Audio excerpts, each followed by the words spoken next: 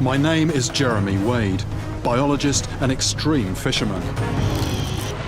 I've hunted down freshwater monsters all over the world.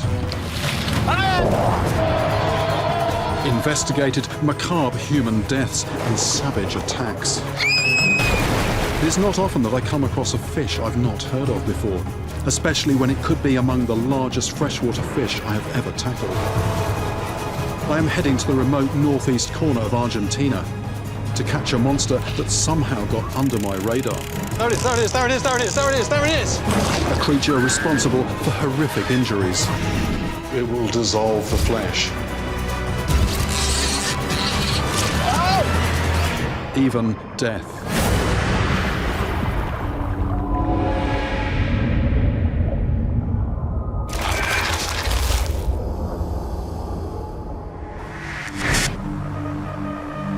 Recently I heard rumours of a giant freshwater fish that, if true, would be a brand new species to me. One that I never knew existed in a country that I know little about. I'm in Argentina. I'm on my way to the Piranha River. It's the second biggest river system in South America after the Amazon.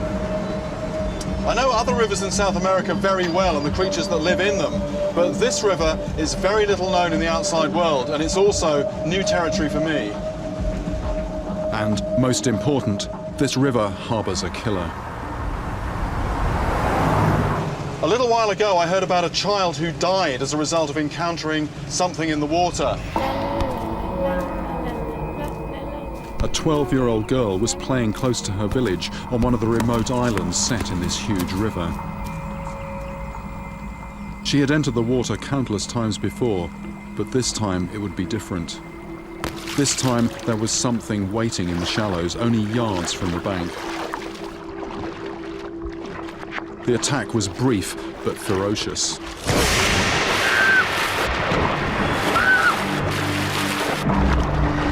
She stood no chance against such weaponry. She died soon after in her mother's arms, killed by a freshwater monster.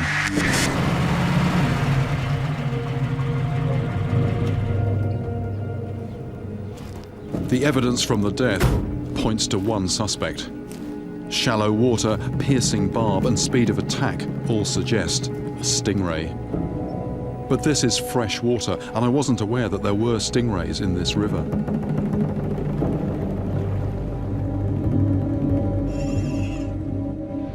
The Piranha River rises in southern Brazil and travels through Paraguay into Argentina before emptying into the Atlantic, 3,000 miles from its source. The outback town of Bella Vista lies on the banks of this great river, 500 miles from the sea. Before the arrival of the Spanish, this corner of Argentina was the land of the Guarani people. It is now the home of gauchos, farmers and fishermen. It still has the air of a frontier town here. This is where I am basing myself on my quest for a leviathan.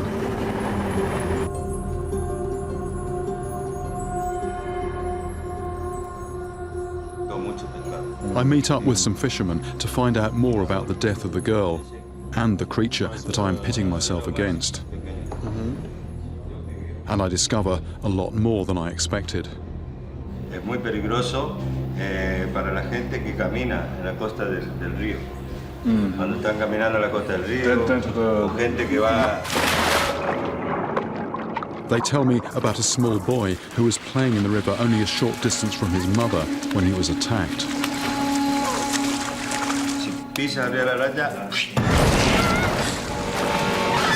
There was a commotion in the water, then silence, and the boy's lifeless body floated in the shallows right where he'd been playing.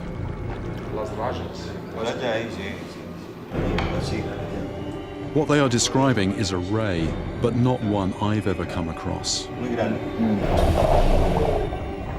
They call it chucho de rio, or river dog. I've caught giant rays before in Thailand, a massive creature with a tail like a bullwhip. But what they're describing here sounds very different. And unlike that estuarine monster, the Chucho de Rio has made its home 500 miles from the sea. And what really makes this monster different is that it has killed. But how? What makes this animal uniquely dangerous? I visit the regional hospital to meet Dr. Gomez, a surgeon who knows all about stingray wounds. Cuando entra y cuando sale. Wow, okay. It's not a clean cut. You've got these serrations on the spike. So what happens? It makes a mess when it goes in, and then it also rips the flesh when it comes out. The two children most likely died because the barb punctured an artery or vital organ, and they quickly bled to death. But that is not the only cause of death from this massive stingray. Dr. Gomez draws the barb with its backward-facing serrations and venom. Y en los desgarros y en los pedazos de carne queda la gelatina y el veneno. So the mucus that's on the spine, it doesn't just contain bacteria. There is actually a venom there, resulting in deep, putrid wounds laced with toxins. The entire outer skin produces a necrotic venom, which becomes more concentrated around the tail and along the barb, meaning it is literally cloaked in a venom that destroys tissue. I head out, knowing that I'm on the trail of a creature with such a fearsome reputation that the local fishermen refuse to fish for them.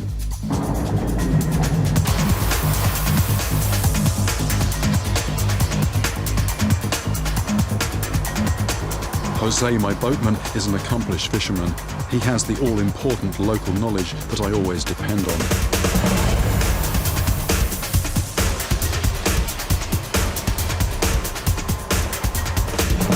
His help will be essential if I am to navigate this labyrinth and find the hidden monster. This river is a very, very big river. I was really quite taken aback by the size of it. But as always, you've got features. This is a little channel. And what we've got a real push of current out here. But then that current sort of eddies round. There's a nice slack on that side there, and it's exactly the kind of place where any kind of fish would hang out, and then the predators are going to hang out feeding on them. Rays are members of the shark family, but have flattened bodies and wing-like fins.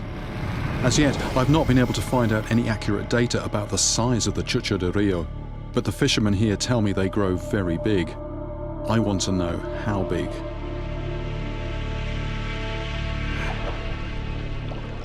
Stingrays patrol the river bottom, predating on small fish and invertebrates, which they locate using sensors that detect the prey's minute electrical field.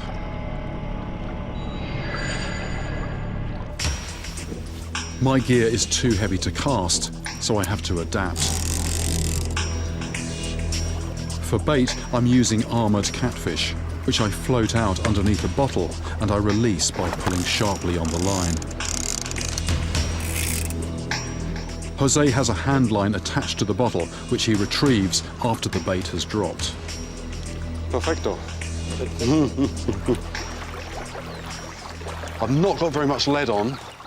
There's quite a surge of current here, but the whole thing that I was trying to do was to use the current to take it down and then pull it off just in the slack beside the current. And that's exactly what will happen to a food item. If you're having to use loads of lead to keep it down, then it's not the kind of place where food is going to settle. But I've got a nice sort of slack bow in the line, which tells me that that bait is in a good place.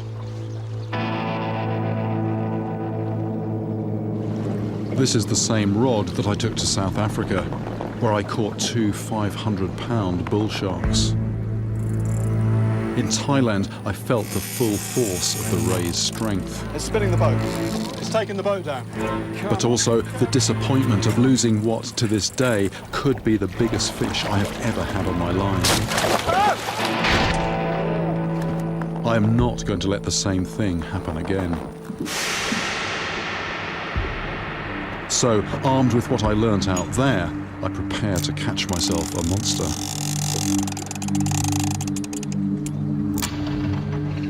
Oh, here we go, here we go, here we go, here we go, here we go. That's... Something's really after that there, something's really after. There's a disturbance at the surface, and then nothing. I may or may not have a bait left.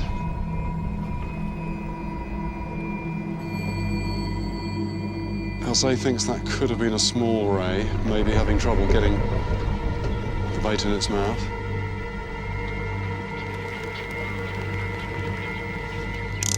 Here we go, here we go, here we go. Something's on that, something's on that.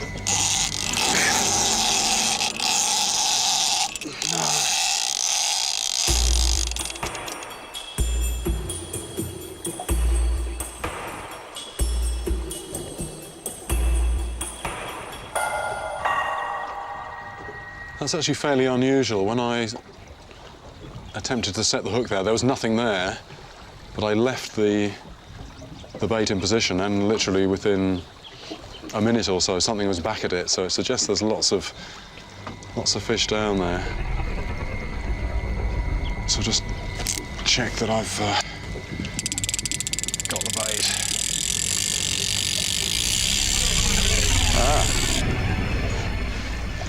There we go.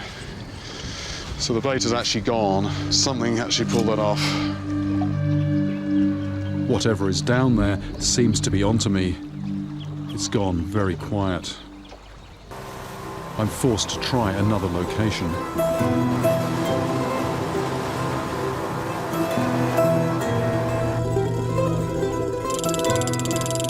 Yeah, well, that bait lasted about a minute, something like that.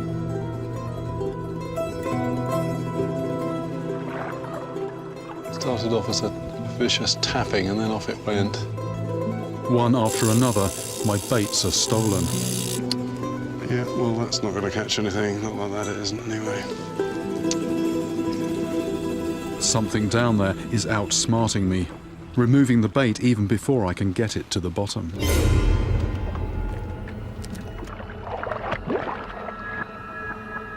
You know, always there's this conflict between, do I just stick it out, carrying on doing what I'm doing, or do I change something? And you have to sort of reach a happy medium with that. You have to sort of give something a good go, but be prepared to change if, you know, it looks like you're doing something wrong.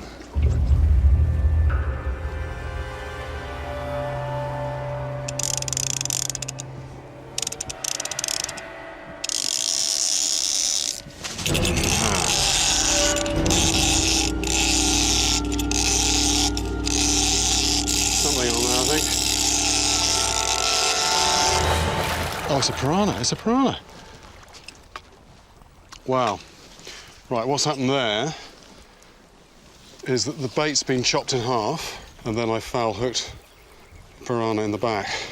I think that's fairly clear. This is what's been taking my bait, and, you know, talk about caught red-handed, there's the evidence. Chunky, chunky piranha. I've not actually caught this kind of piranha before. They call it palometa here. Well, it's very similar to red-belly piranhas in the Amazon. It's got that orangey throat area, very, very solid, muscular head. It's a fairly serious piranha, that. There are killers of all sizes patrolling this river.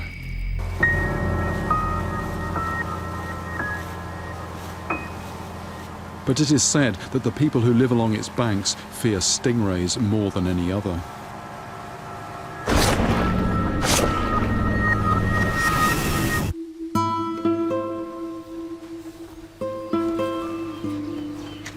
It's a great viewpoint here. Whenever possible, I like to look down on a river. You really can just see so much more. And what's really apparent here is what looks like the opposite bank when you're down at water level. Actually, that's just an island. There's loads of islands here.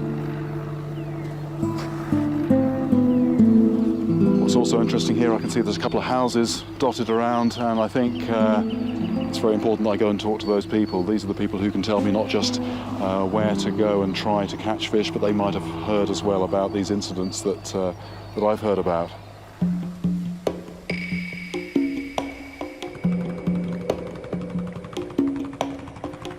These people live a nomadic existence. During the wet season, their ranches are submerged underwater.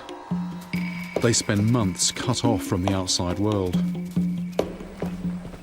At a ranch on an island, I talk with a group of gauchos who explain the dangers of living in such isolation, alongside one of the river's most feared predators. ¿Tiene aquí? Sí, hay muchas en el río acá. Mucho? Sí, sí, sí. Yes, there's stingrays here. Me conta. Caballos, vacas, caballos, vacunos, personas, inclusive, personas. I just asked, do you know anybody who's ever been wounded by one? Yes, but not just people, but also cows and horses too.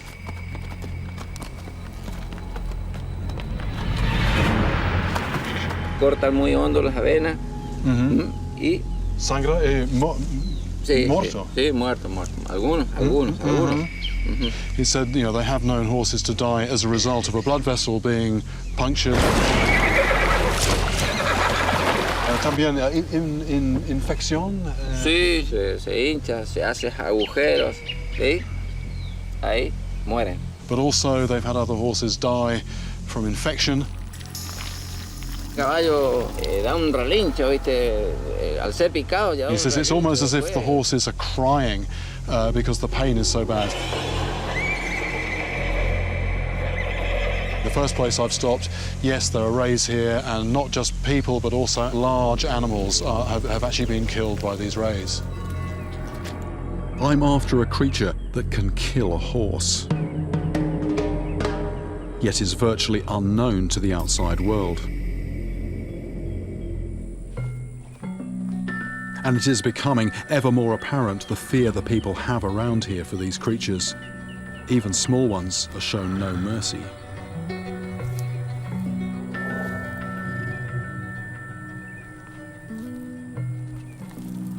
Not really quite sure what it's doing here. It's a bit small to have died of old age. Maybe somebody caught it and threw it up on the bank to die. I mean, I have seen sort of free-roaming horses here, and apparently, they will wound their livestock, so you can understand. Oh, wait a minute, it's actually, yeah, it looks like it's actually been stabbed. Puncture marks there, so somebody's killed this and just thrown it on the bank, discarded it. I know what stingrays are capable of, but I am not here to kill. I want to catch one of these creatures to try to understand how it attacks before releasing it back into the river.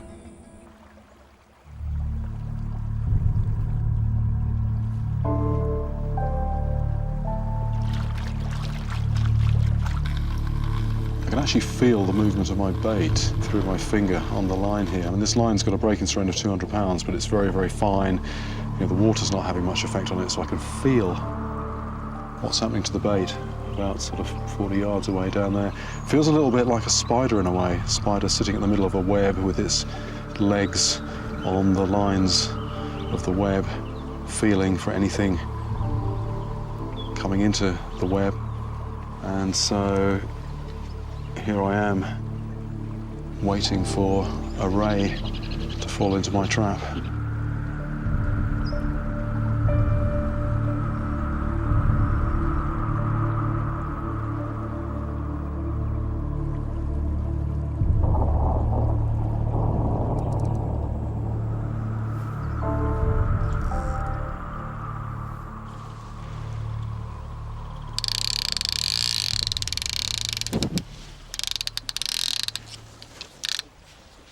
Do you know what? No, that felt like a piranha. Nothing there. What? Look at that. Yeah. That's a £150 line, and that's gone through. But actually, I'm not sitting here thinking, oh no, that was a huge ray that broke the line. That's actually been bitten. It's cut there. There's another half cut there, so probably it was a piranha. That was the width of the piranha's jaws there. About an inch or something. So something is that hungry that it actually has eaten my line.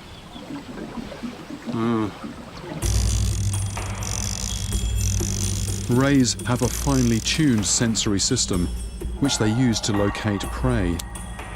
But these sensors could also detect my thick line and hook. So by changing to finer gear, I hope to fool the ray into taking my bait.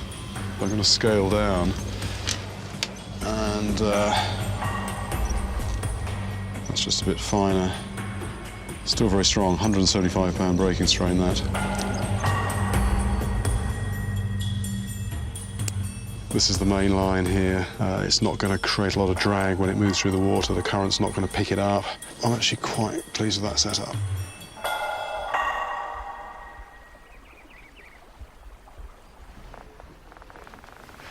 I give it one more go, in the hope that as evening falls, the piranhas will stop feeding.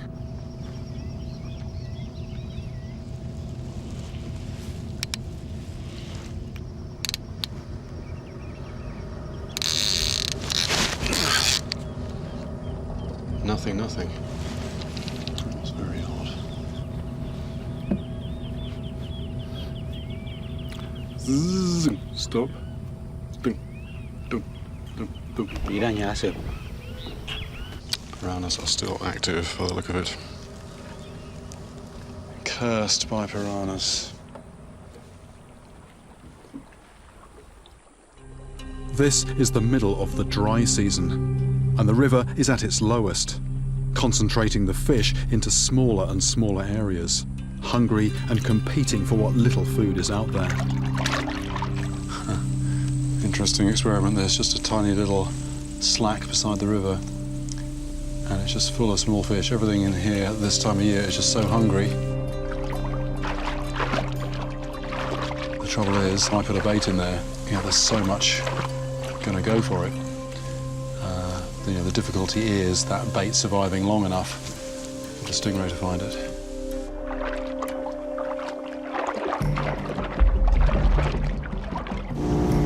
It is vital to understand the behavior of the other fish in the river besides your quarry in order to avoid the other species, like the omnipresent piranha.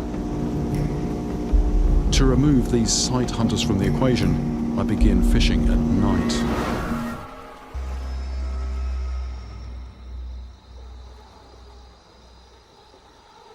Well, it seems like everything's on the feed at the moment.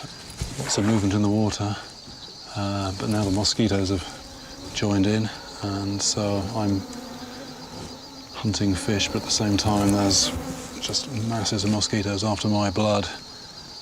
The only thing that's not on the feed at the moment, it seems, is the stingray.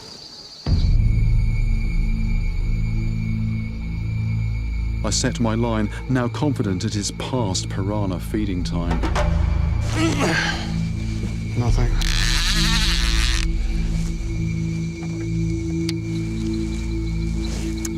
So much for that plan. Another one bites the dust.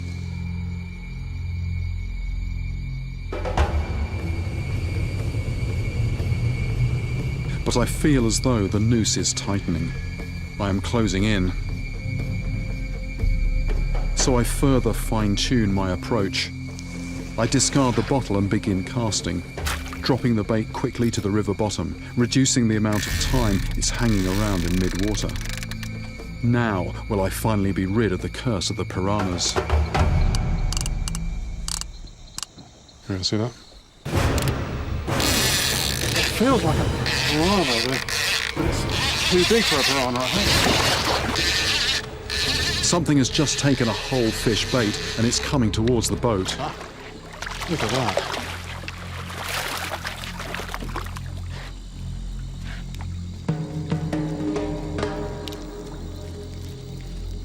So much for piranhas not feeding at night.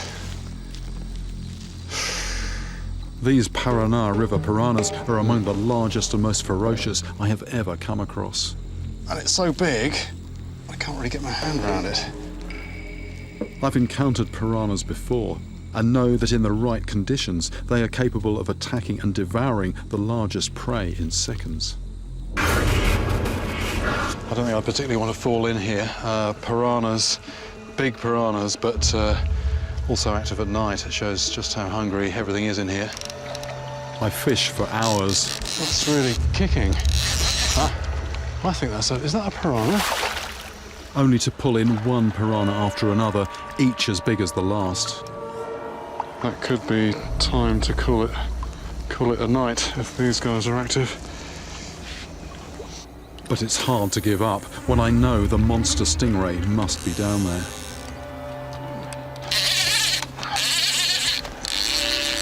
Wonder what this is. Oh, look at that.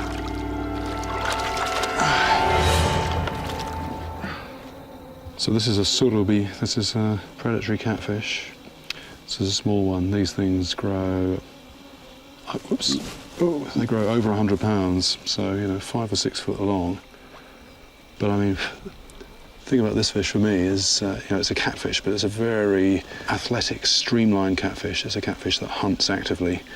So it's got quite spiky fins, so to be careful. Oh! Ow! That's just dug its spine right in the back of my hand. That went right, oh my God. I've handled these fish actually like loads of times before. This is the first time I've been stabbed by one of these. It kicked, and that was its pectoral spine going in the back of my hand. Although painful, these catfish spines do not have a venom. What this is making me think about is I'm going to have to try and deal with a stingray at night. And, you know, just a moment's loss of concentration with a small catfish, and that's the result.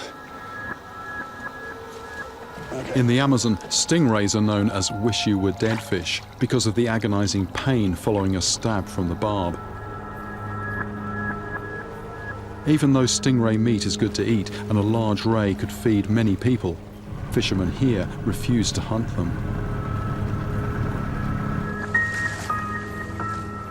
The next morning, I meet fellow fisherman Donald Pereira, who hooked one accidentally. A momentary lack of concentration, and he felt the full force of a stingray's barb. Ya hace como 20 años. Puse un pie en ese cuando la raya se da vuelta, y ahí me clavó. So he was actually fishing for one at the time, so he wasn't walking in the water, he actually had one on the line. Fishing from the bank, and then when he pulled it in, he lifted it up and said that he just whipped its tail around. ¿Dónde fue? Ah, aquí. Ahí. Y tardó como 6-7 años para cicatrizar. 6-7 años. Para cicatrizar. Mm-hmm. This happened 30 years ago, and there's still a very obvious scar there. And he's telling me, and I didn't believe it at first, I wanted to hear it again, 6 or 7 years to heal. Permanentemente eso estaba. It was suppurating for that amount of time. You know, from just one moment of being stabbed, 6-7 years of a nasty wound, taking all that time to heal. Necrosis can lead to gangrene. The death of one cell quickly cascades, spreading to the surrounding cells, killing everything around it. Following envenomation, the victim suffers severe pain, vomiting, paralysis, tremors, even heart failure, and if not treated, death. As I head back to my boat, I come across a macabre sight. My first encounter with a chucho de rio.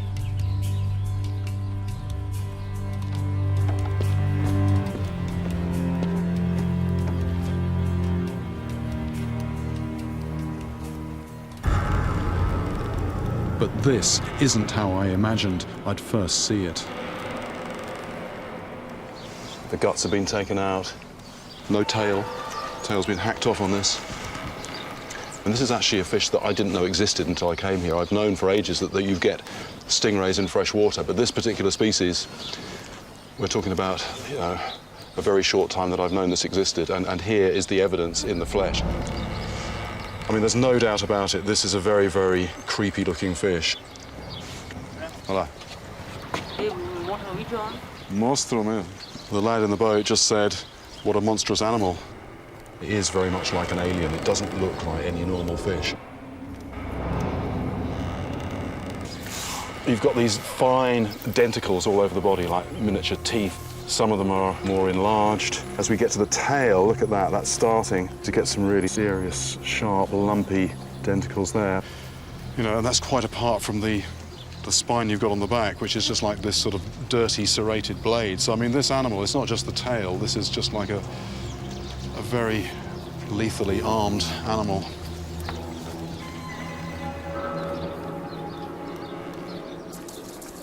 This stingray is much bulkier than the one I caught in Thailand, which was flatter, more slight. It's a good 48-inch wingspan. The power of this massive body is transmitted to the tail. Just measuring the size of the tail as well as the size of the animal, 4 inches across, so that's quite a serious club-like weapon, never mind the big spike in the end. One tipped with tissue-destroying venom. Now to find out the true weight of the Chucho de Rio.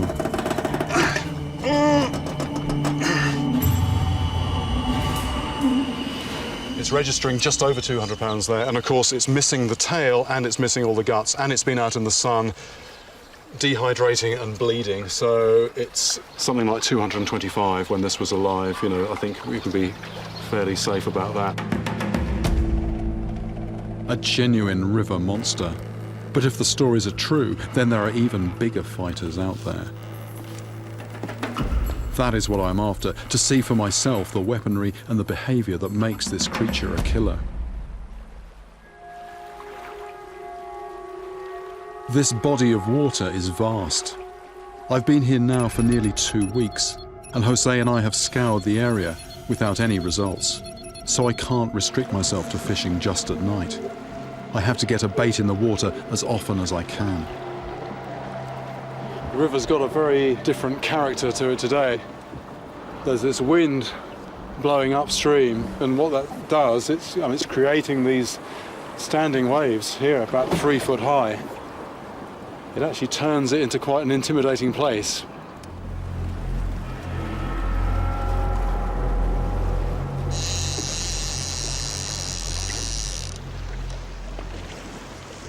Ah, piranha.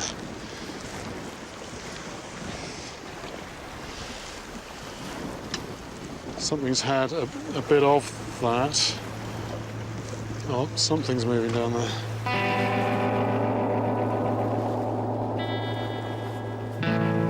Again, I'm forced to scale down my gear, in the hope that I can get the bait past the piranhas to where the rays lurk.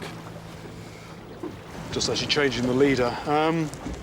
Actually, a ray with its tail flailing around. It's a bit like somebody coming at you with that. And that, well, you know, that could do a lot of damage. And in fact, you know, that is why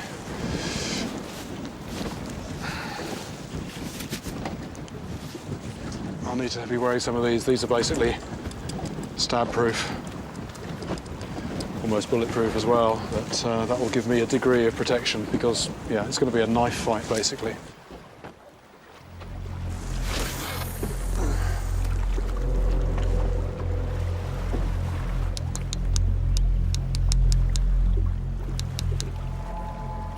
Right, I just cast the bait out and there was instantly something on the bait.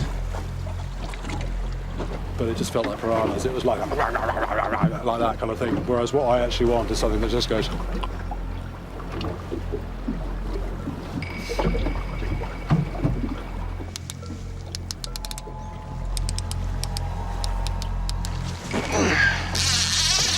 Feels like a piranha. But the Piranha River is full of surprises. Ah, it's a different kind of catfish. This looks like a new species for me, although it's very similar to one I've caught in the Amazon. Yeah, there you go. That's a different fish. And again, it's just another fish that is going to, you know, polish off my bait. You know, it really is a problem, actually, just having a bait down there that's going to survive long enough for the stingray, which is very much the top predator, will come along and find it.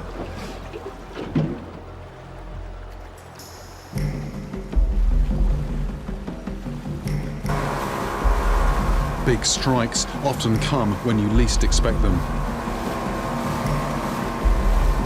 So I have to stay prepared for when my rod bends double with the weight of a 250-pound monster.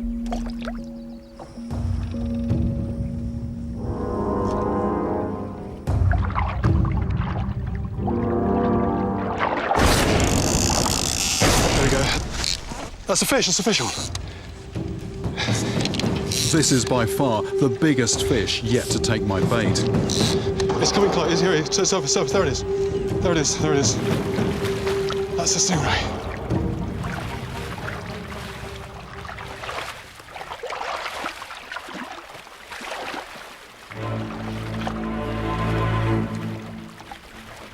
It's off the bottom, but there's trees down here.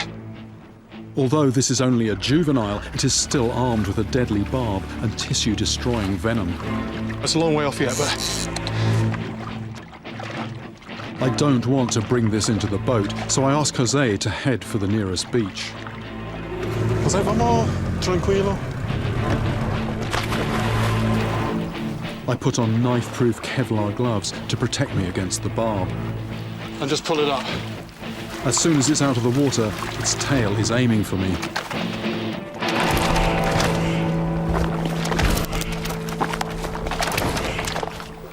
I notice that this ray is a heavier build than other rays I've caught. And the tail much shorter, more like a dagger than a whip.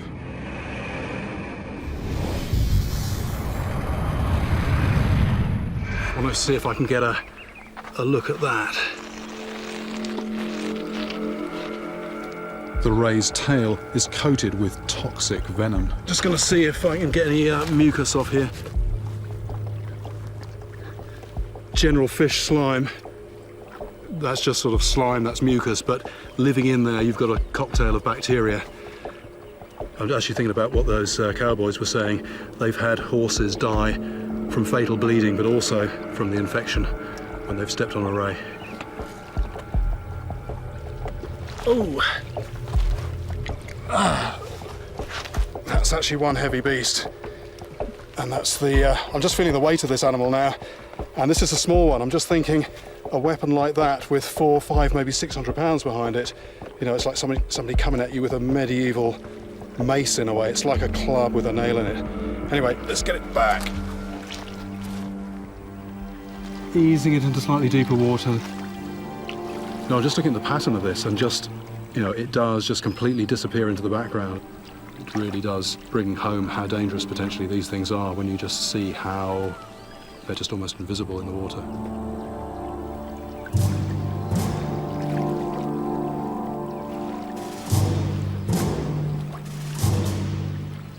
That was actually a small one. What I want to see now is a big one of those, but if I do get one, I think I'm really going to have my hands full. I've been trawling this river now for 10 days straight, and I'm beginning to think that the only giant ray I'm going to see is the one hanging on the riverbank. So I'm fishing all the hours I can to maximize my chances.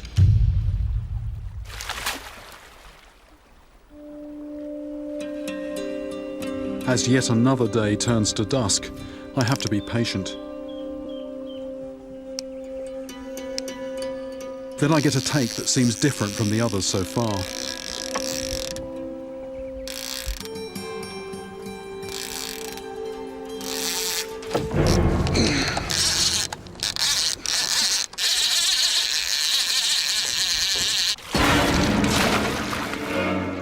Look at that. So, this is a Dorado. Oh, hey. But it's got some teeth there. It's a serious predator. And, well, one of many predators in the water here, and this is just one of the things that's beating the stingrays to the bait. This is the game fish that most anglers come here to catch. I'm just putting that back. That's not what I want. I want this sort of sluggish thing that skulks on the bottom. Most of my brother anglers would be the other way around.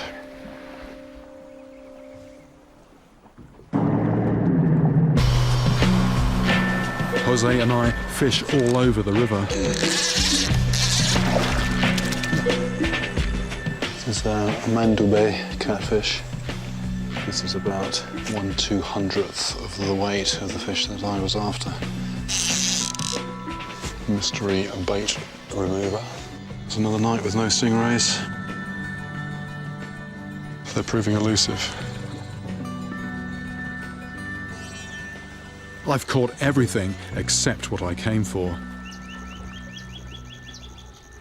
Now I try something that I wouldn't normally do. I've got a second rod out. A lot of people in the town are giving me advice what I need to be doing, and one of the things that keeps cropping up is you haven't got enough lines in the water. I don't totally hold with that. I don't necessarily believe that 2 rods gives you double the chance, but it all comes down to just one bait being in the right place.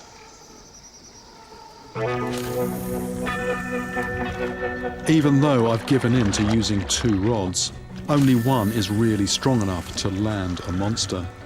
If the lighter rod happens to hook a fish, I could be outgunned.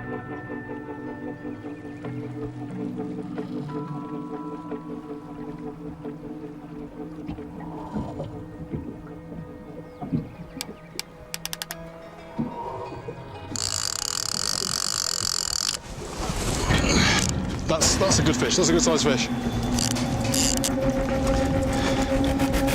This feels like a ray. Just my luck, the fish took the bait on the lighter outfit, which isn't really up to the job. This is bigger than the last one for sure. In Thailand, a giant ray snapped a rod that wasn't right for the job, something I really don't want to happen again. On the limit of what this gear can hold, really.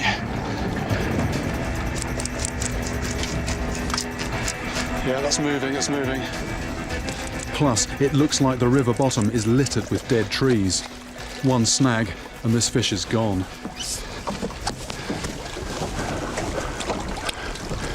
I'm off a very snaggy island at the moment. If we can just slowly go down in the current, then we're clear of that, and we're then adjacent to a beach. And also the current's slack there. We can just very slowly coax it into shallow, slack water.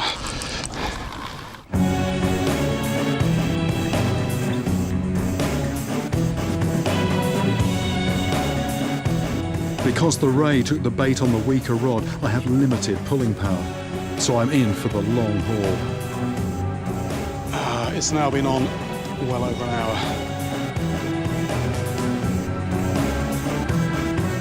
At last, I've got past the piranhas, catfish and dorado, but the creature on the end of my line might be twice my size, and it isn't going to give itself up easily. 2 hours and 10 minutes now. This is becoming a war of attrition. Which will crack first, the ray, the rod, or me? Oh, yes. Yes, yes, yes.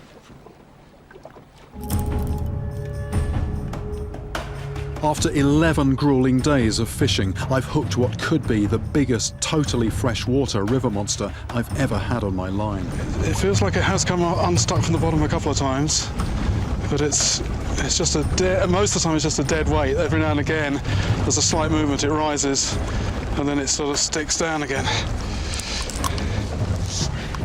Rays stick themselves to the bottom. Prying them off is like pulling the plug out of the river. This just feels like a dead weight, That could be in a tree, it could be in a tree. It's using all its bulk and the flow of the river to defeat me. What I'm going to do, I'm just going to take the boat upstream a little bit, and I'm just going to apply some pressure just from the other side, because if it is in a snag, possibly, if I can just get a different angle on it. Jose has to maneuver very precisely in the strong current. That's a tail hitting the line, tail hitting the line. With a fish like this, I'm not in control. All I can do is react.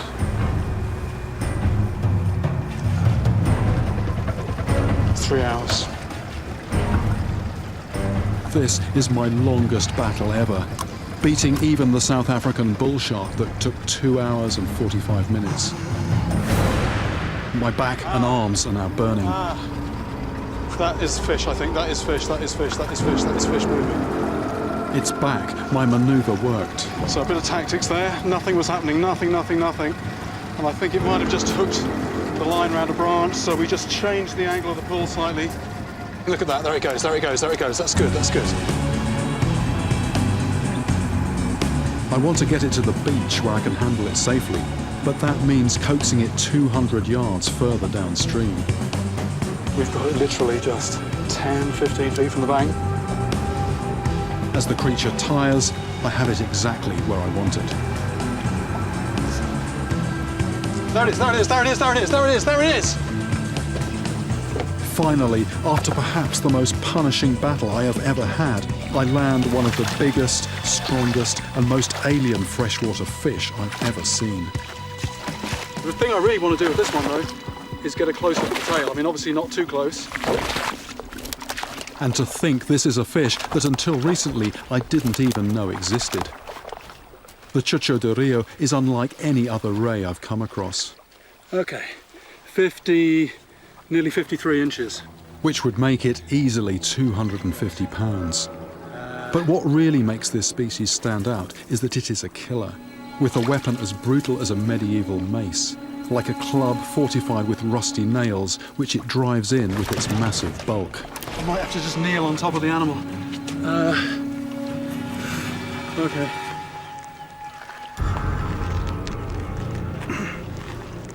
That's what I wanted to look at.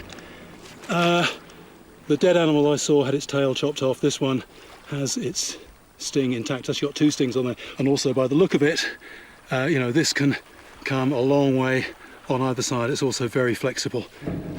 So I wouldn't want to get anywhere near this. Time to put this back in the water. My arms are just aching so much. I've been fishing solid for 11 days. If this feels anything like I do, it's very tired. What I'm about to do now is actually very significant because this is a fish, and I always like to return fish alive, but this is a fish where, you know, the locals don't give it any quarter.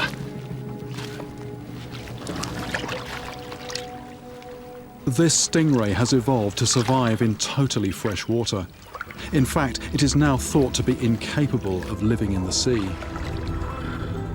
Just bent over it here, I'm just not seeing the shape of the fish at all. I've just got this huge broad back with this amazing pattern on it. As fish go, it has to be one of the strangest fish there is, and in a river as well, you know, the size of this thing. I've been fishing the world's rivers now for 4 decades, but landing a monster like this makes me wonder what else is out there, still to discover.